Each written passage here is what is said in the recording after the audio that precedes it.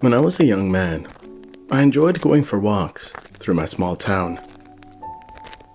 Though I'd lived in Red Elm all my life, I never grew bored of its landscape.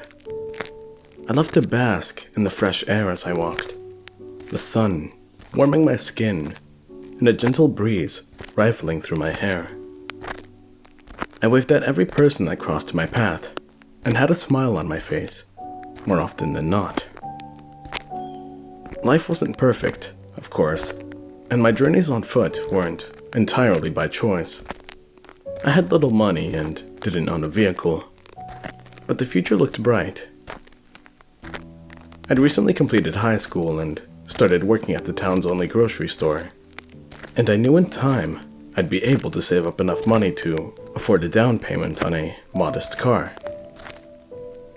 Unlike my classmates who'd left small-town life behind in the days following our graduation, I had no desire to ever leave Red Elm. I didn't lack ambition. I was simply happy. To me, the thought of spending the rest of my days in the town I called home sounded like tranquil, uncomplicated bliss. Later, I would reflect on this optimism and feel stupid. Sunlight had yet to peer through my window when a frazzled coworker called in to ask if I could cover her shift.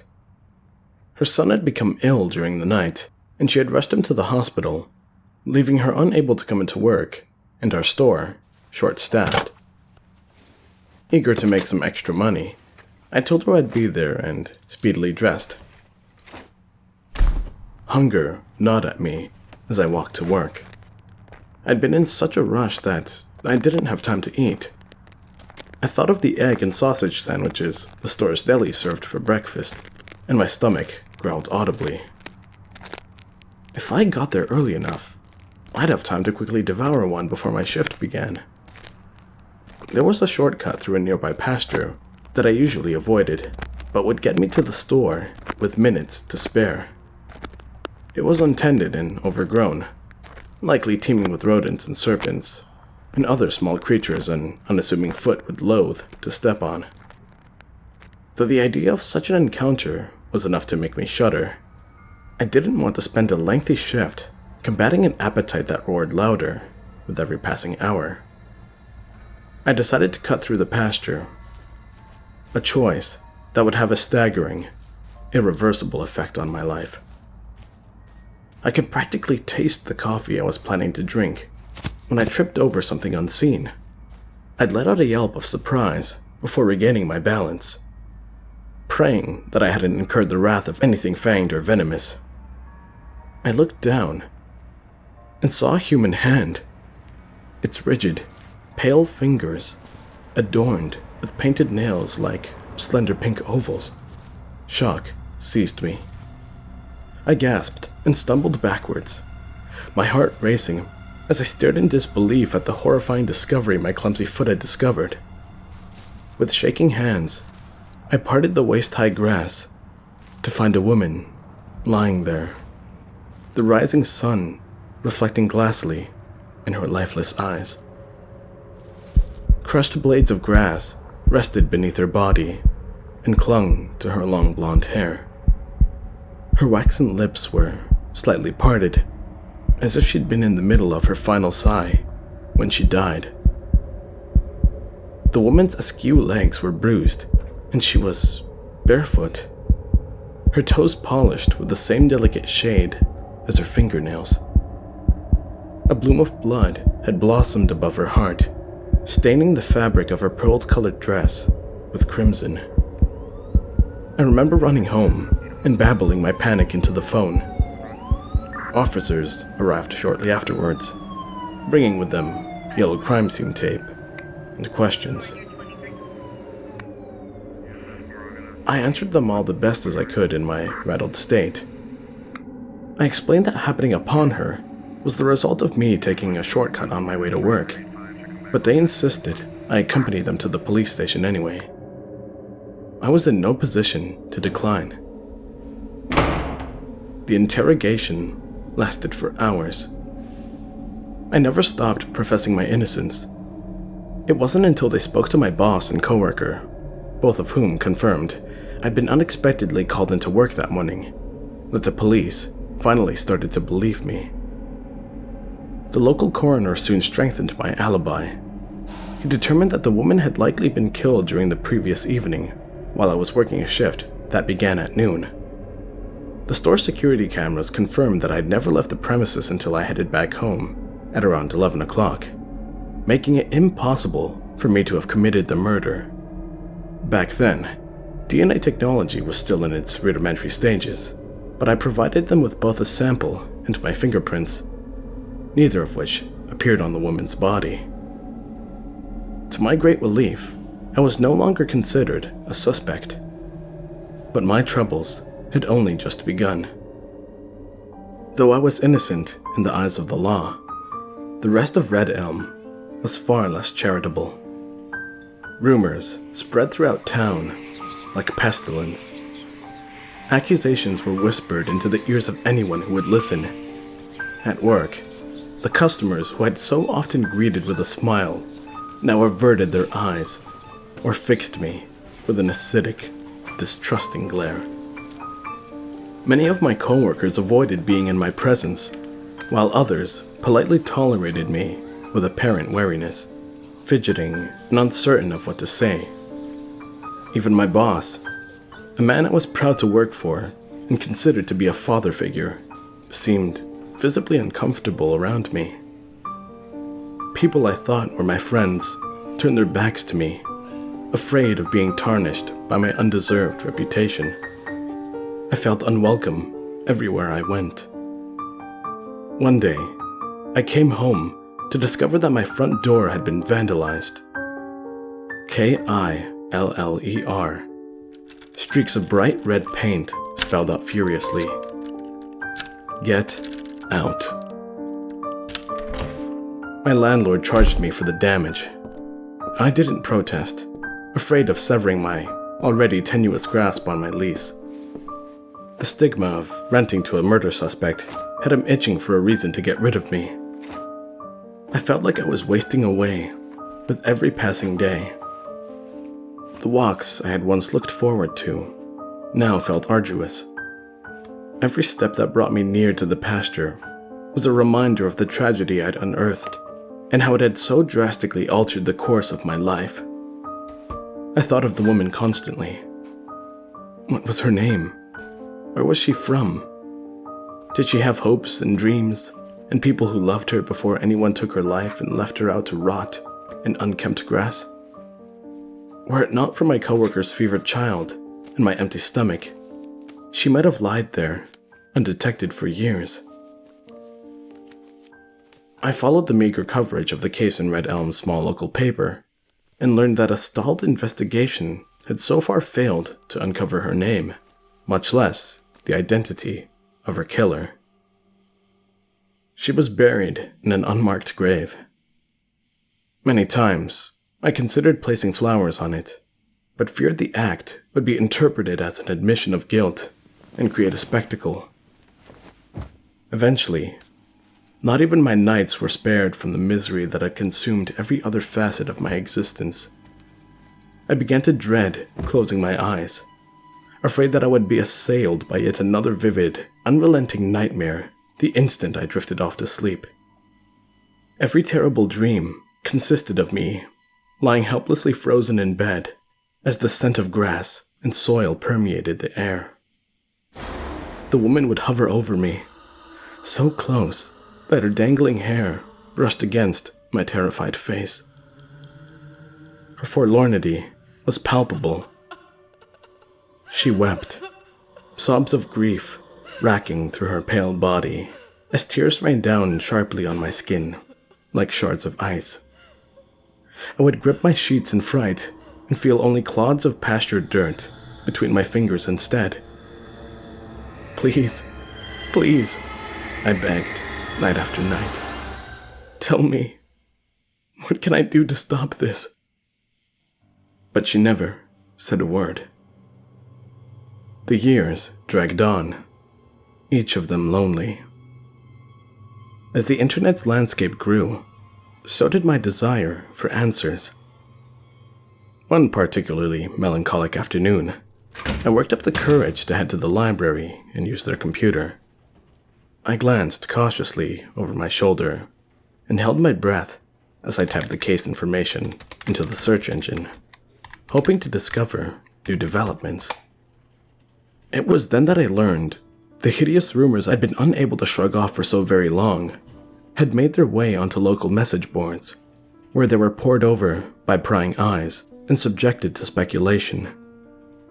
Nearly every post was filled with fantastical, outright lies. I saw him at the post office the other day.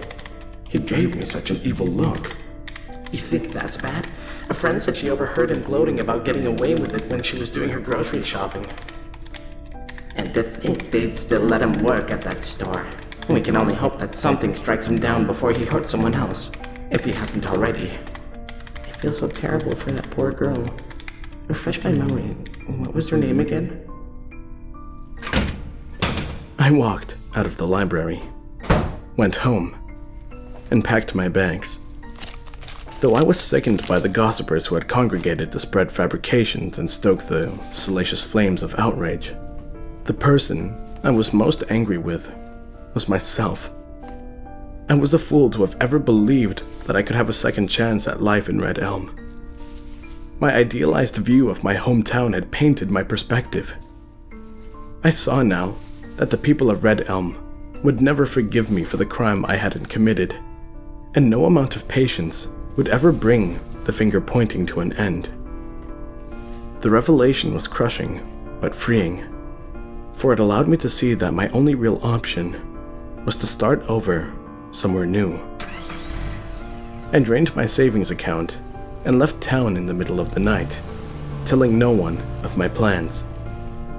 I had acquired a new name using a method that wouldn't leave a trail behind for vultures to follow. Hair dye, glasses, and a scruffy beard disguised my features enough to render me unrecognizable. With my departure came a promise I made to myself, that I must never again look up the case online. I would never be able to move forward with my life so long as I continued to glance back at the ruins of my past smoldering behind me. When I laid my head into the motel room pillow and closed my eyes, I expected the resume of the familiar nightmares. To my great surprise, I slept peacefully for the first time in years. At the time, social media was limited to internet bulletin boards and blogs, considered archaic by today's standards, making it easier to hide my former identity and harder for others to find me. I settled a few towns over and into another small community. I worked a series of odd jobs before discovering my hidden talent at carpentry. An apprenticeship granted me the opportunity to forge a new career with my own hands. Soon, I'd earned my first contract and began to make more money than I'd ever made before. By then, the bad dreams had ceased entirely. Eventually, I met a woman named Claire when her family hired me to do some woodwork on their home. She was wealthy, educated, and well-traveled. In other words, we had nothing in common. But in spite of our differences, we fell deeply in love. Claire sensed that there was a darkness inside of me, though she never pressed for details. One night, I was on the verge of telling her everything, but she only shook her head and told me that whatever had happened back then didn't matter to her. It was the man I was today that she loved. I proposed to her shortly afterwards. We married and built a home together on a remote patch of land. I woke up every morning with that same sort of bliss I'd felt during those long ago days of my youth. There was always a fear that I'd be found out, that I'd lose everything I held dear all over again.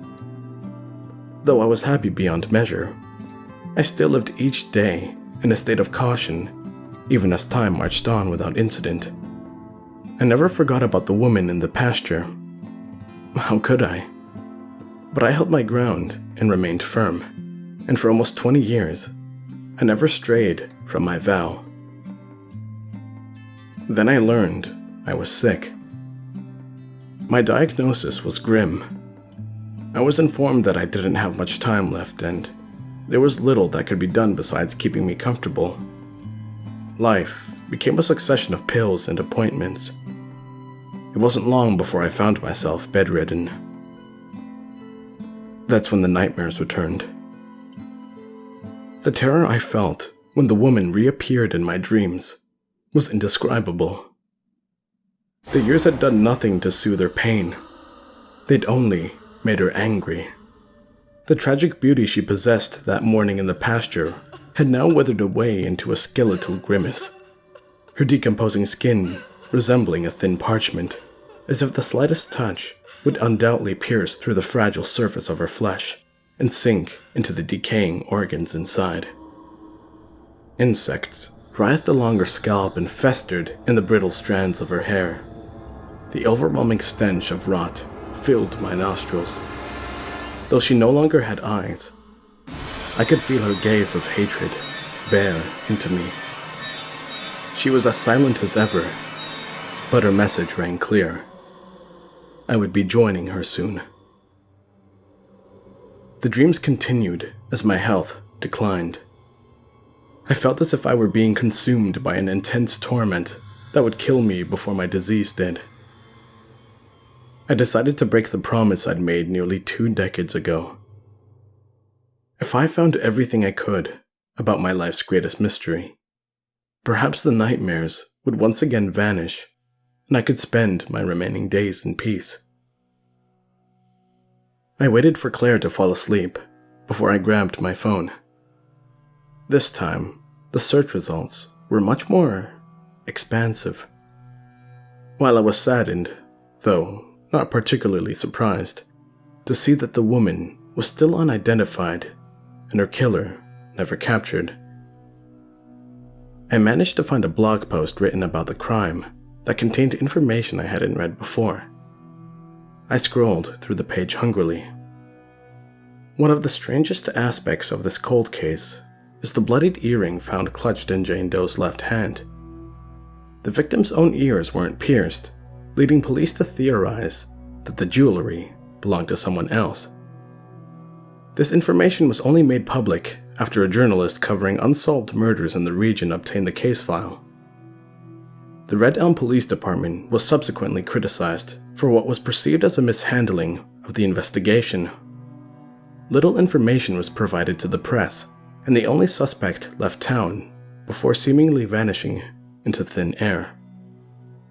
At the time, authorities weren't able to extract a visible DNA sample from the earring. The journalist discovered that the jewelry was later lost, with law enforcement describing their failure to preserve evidence as regrettable. My phone slid from my grasp and landed on the floor with a loud clatter. Claire stirred beside me. "What's wrong?" she murmured sleepily. Dread guided my gaze to the jagged scar trailing down Claire's earlobe. "Darling?" Her eyelids began to flutter open. "Are you alright?" I thought of the life I'd had long ago in Red Elm. I thought of the new existence I'd carved for myself that would soon be coming to a close as I approached my final days. I thought of everything that I'd lost and mourned, everything that I'd gained and treasured. I thought of my wife, who I loved more than anything, and the woman in the pasture, who I'd never stopped thinking about ever since that fateful morning. "Why did you do it, Claire?" I asked softly. Her body stiffened. A feeling of doom washed over me. I knew, in that devastating moment, that I was right. An eternity of silence passed before Claire finally spoke. "After all this time," she said quietly, her voice so unnervingly calm that it sent a chill slithering down my spine. "Does it even matter?" My face felt wet. I realized I was crying Does anyone else? Does anyone else know? She finished for me. Yes. My parents. I felt as if the world had begun to crack apart around me. The flicker of warmth in Claire's eyes that had greeted me every morning throughout our years of marriage was now gone, replaced by a cold, passionless stare. The truth is, I never understood why I have these urges. She continued in an even tone. They've been there for as long as I can remember. Mom and Dad taught me how to keep them quiet and hidden, but when I got older, they eventually grew too loud to ignore. My heart pounded in my chest. I felt as if I couldn't breathe. Who was she? I asked dizzily. A drifter, passing through town, Claire answered with a shrug. If she ever told me her name, I can't remember it now. She then sat up and stared at me with an expression that made my stomach twist into knots of tension. I suppose you want to know what happened? I nodded weakly. I met her at a bar.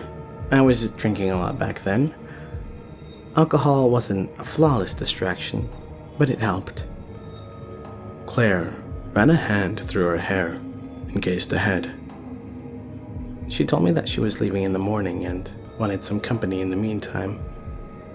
Said she didn't like to be alone. We drove around for hours, drinking and talking. Eventually, we wound up on a dirt road. She was drunk, and by then, she felt like she was going to be sick. She got out of the car and kicked off her shoes before stumbling into a nearby field.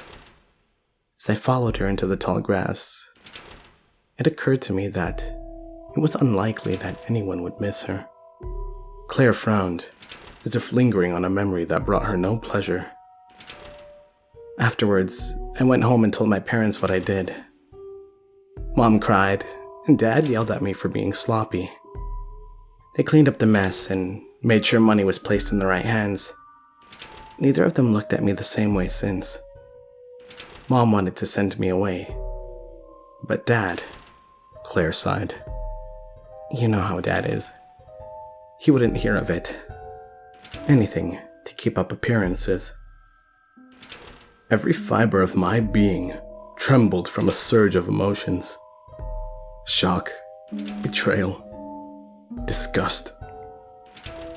You ruined my life, I whispered. I know, Claire replied without hesitation. But I tried to make it right.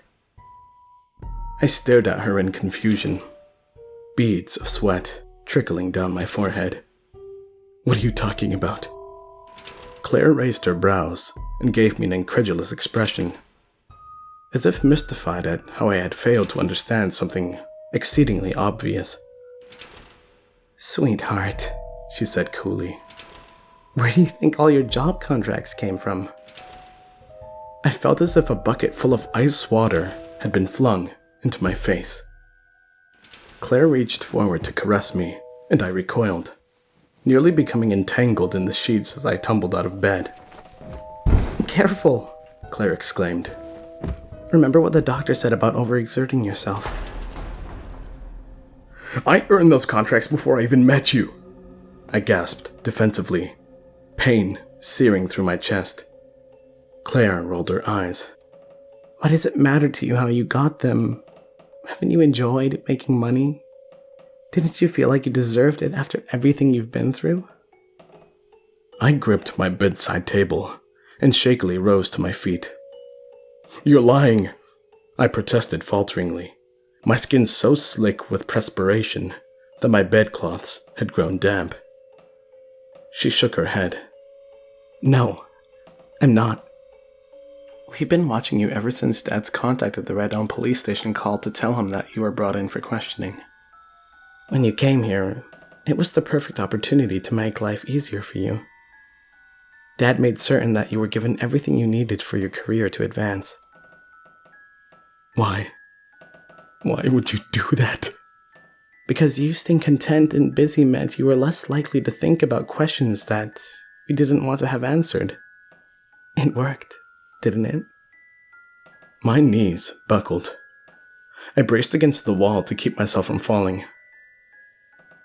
Is that why you married me? So I'd always be within reach? To manipulate like a puppet? Yes, Claire answered, unflinchingly. but you don't have to look at it so cynically.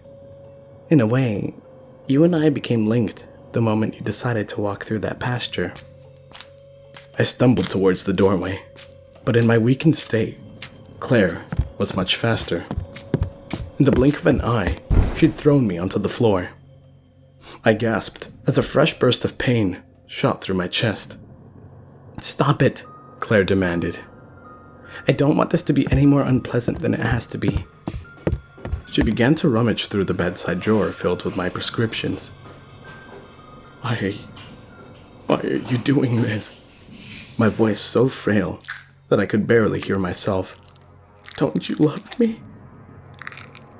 Claire's eyes glimmered in the darkness of the bedroom. She loomed over me with a medicine bottle in her hand. Open your mouth, she commanded menacingly. I feebly swatted at her, but she pinned me down effortlessly. I pressed my lips tightly together, tears running down my cheeks. You did this to yourself, Claire stated coldly. I gave you everything you could have ever wanted and made it so you'd never have to struggle again. All you had to do was leave the past where it belonged and not get fixated on some worthless, nameless dead. Suddenly, Claire froze. The bottle fell from her grasp and spilled onto the floor. No, she whispered. It can't be. I turned my head and saw the woman from the pasture creeping towards us, every bit as decayed and full of rage as she was in my dreams. I tried to scream, but the only sound that escaped my mouth was a rattling wheeze. Powerless to stop her, I squeezed my eyes shut in defeat and awaited whatever agony she would inflict upon me. But I felt nothing. When I opened my eyes, I saw that the rotting woman had moved past me and was headed for Claire, who was now helplessly pressed against the wall, her face contorted into an expression of horror. I'd never seen her afraid before. Get away from me, Claire shrieked. She leapt over my prone form and lunged for the doorway, only to scream when the woman sank her skeletal fingers into Claire's ankle. She fell to the floor and crawled into the hallway, leaving behind a trail of blood droplets. The woman followed. I shut my eyes again, and I heard the sound of flesh tearing. Something wet dripped onto the floorboards. Claire's tortured screams rang throughout the house before she mercifully fell silent. I summoned what remained of my strength to slowly drag myself along the floor towards my phone. I was reaching for it when a gentle hand touched my shoulder. I looked up and saw the woman leaning over me. This time, she was spectrally beautiful.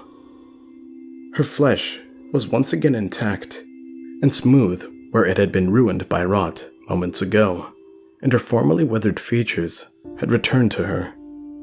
The colorless death that had overtaken her in the pasture was now replaced with a warm glow radiating throughout her body. She smiled at me, her eyes full of sympathy and understanding. I knew then that she meant me no harm. I'm so sorry for what happened to you, I whispered. I looked down into the screen of my phone. There was no one I wished to speak to, and no questions that I wanted to answer.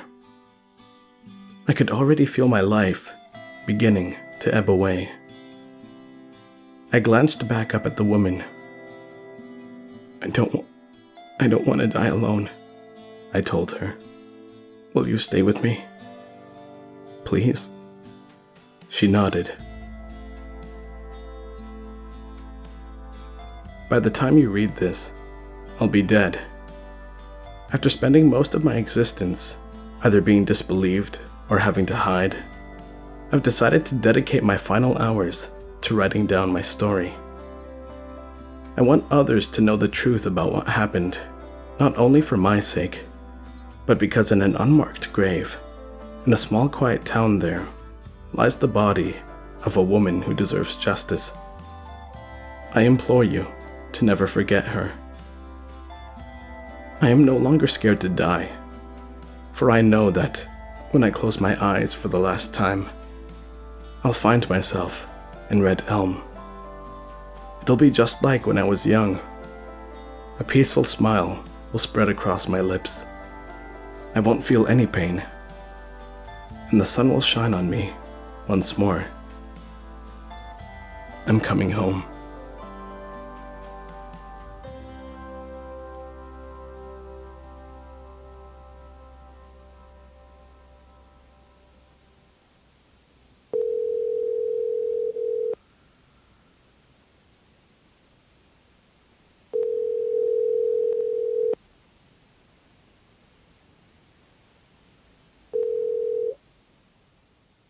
Please leave your message